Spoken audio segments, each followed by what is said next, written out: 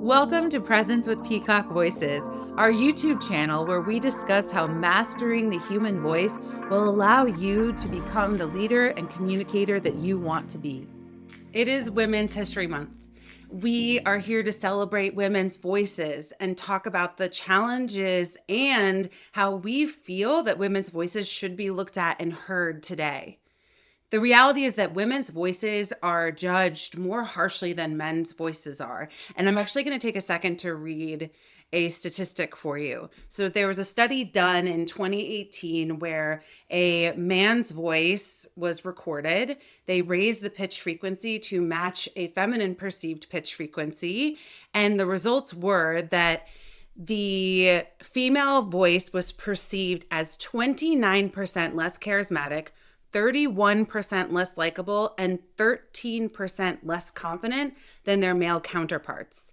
This means that women need to be seen as 29% more charismatic, 31% more likable, and 13% more confident in order to be on the same playing field as our male counterparts. And that's from our voices alone. And the thing that frustrates me so much about this statistic or this study and how people look at the feminine voice is that it's always in comparison to the male voice. We're always being compared to a masculine perceived speech pattern. Either women need to adopt a masculine perceived speech pattern where we lower our pitch frequency, we speak in a more rhythmic speech pattern, and it sounds ridiculous. I think we all have heard very famous women in the workforce and in politics who have done this, and they get ridiculed for it. And it's brutal, right? And it's because it doesn't fit our bodies authentically. Then there's the other end of the spectrum that is saying that you just should sound exactly the way you sound. Take back vocal fry, take back upspeak.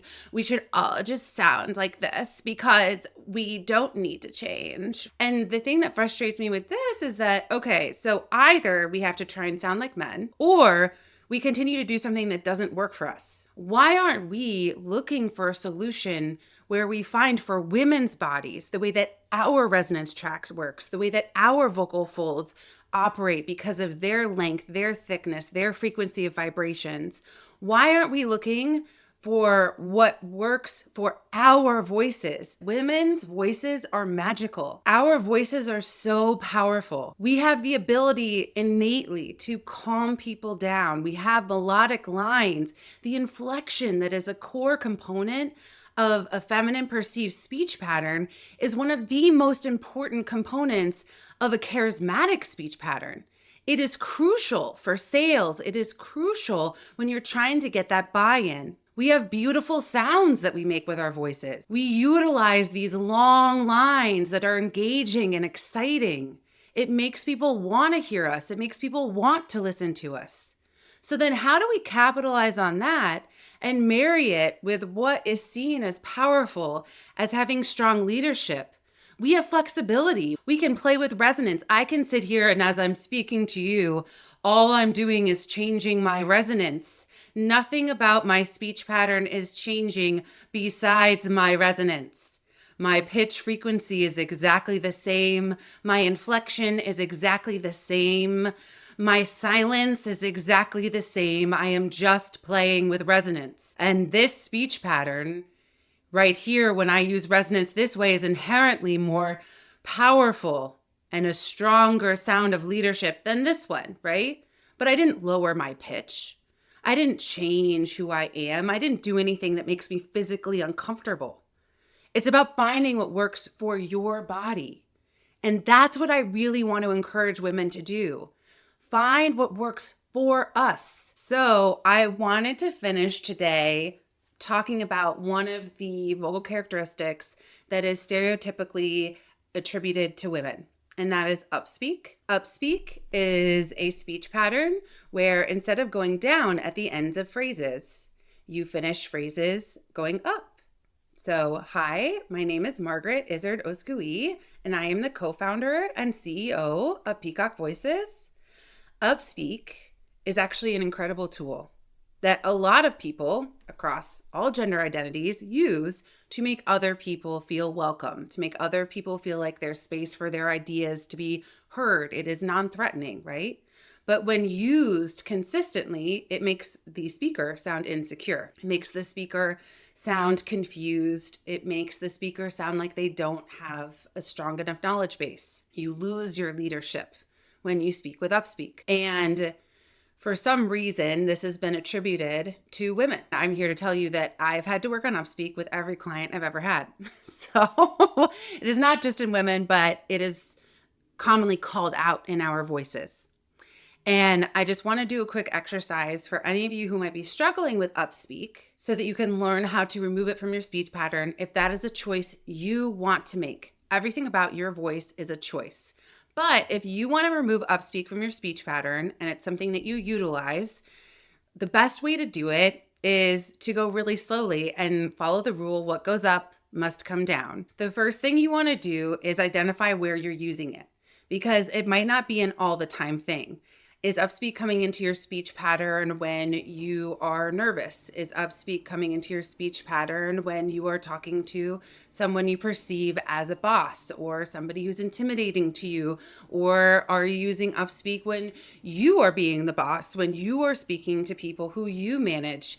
I know that I historically have utilized upspeak when I am using my customer service voice. So when I am trying to schedule something, I will use upspeak. And that is a habit that I've had to remove because it is not necessary in that situation, right? Then the second thing you want to do is just take isolated sentences and really slowly making sure that what goes up must come down. The birch canoe slid on the smooth planks. Glue the sheet to the dark blue background. What goes up must come down. We want to make sure that we're not doing the birch canoe slid on the smooth planks, where it goes down, down, down, down, down. So the penultimate syllable you want to have go up, so we keep that superpower of our amazing inflection that we naturally use as women, but then it ends going down in pitch. Then what you want to do is build that into your regular conversational style. So take a presentation that you've done, look at that script or look at those slides, maybe write out a few lines if you're somebody who doesn't use a script. And I want you to speak them because that's your colloquial speech pattern. That's your voice, and do the exact same thing really slowly. So I'm just going to introduce myself. Hi, my name is Margaret Izzard-Oskouyi. And it's a little silly, right? But once my body gets used to the up and then down, I can speed it up. Hi, my name is Margaret Izzard-Oskouyi. It started up, that last syllable, and then it went down. And this is how we get rid of upspeak from our speech pattern. And then finally, as with everything, you work it into your everyday life. I suggest if you have a work spouse, a best friend in the workplace, somebody who is a close confidant, that you can say, hey, I utilize upspeak in these instances. Can you just have an ear out for it? Can you just let me know if I'm using it when we're talking, if you hear me use it in a presentation, or in whatever situation you historically use upspeak? And that will allow you to build that awareness. And the key is shortening the time between recognizing you're doing the thing and stopping doing the thing. As with everything with your voice, it is all a choice. You do not have to remove upspeak from your speech pattern if you do not want to. It does have an impact on your listener. So as long as you're aware of that impact, it is your choice. Everything with your voice is your choice, but this is how we teach people to remove it from their speech pattern if that's what they want to do. As always, I hope this was interesting. I hope you enjoyed it, and I hope you have something to play with and learn, and I look forward to seeing you next time.